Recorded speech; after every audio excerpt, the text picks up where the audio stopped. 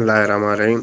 दौड़ टीवी में भली कार आया उमैद अली पंवर। आवाम जो मैंडेट चोरी करण वाली हुकूमत आवाम जो मैंडेट चोरी करण वाली हुकूमत जमहूरियत जाली इलेक्शन।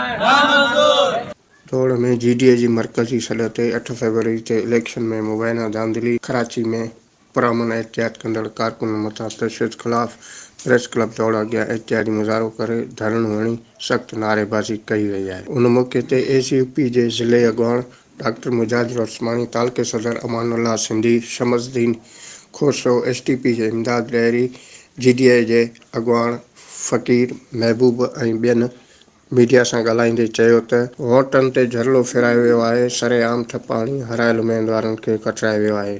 सिंध में हिक पार्टी खे ज़बरदस्ती मुस्तहकम कयो वियो आहे।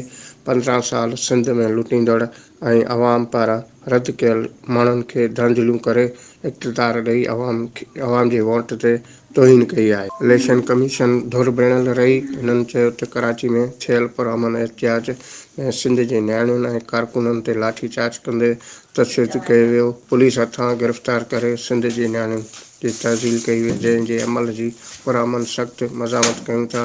हिननि घुर कई त मुल्क में अवाम सां थियल वेसाघाती जो नोटिस वठी अवाम जो मैंडेट चोरी कंदड़ ख़िलाफ़ सख़्त कार्रवाई कई वञे।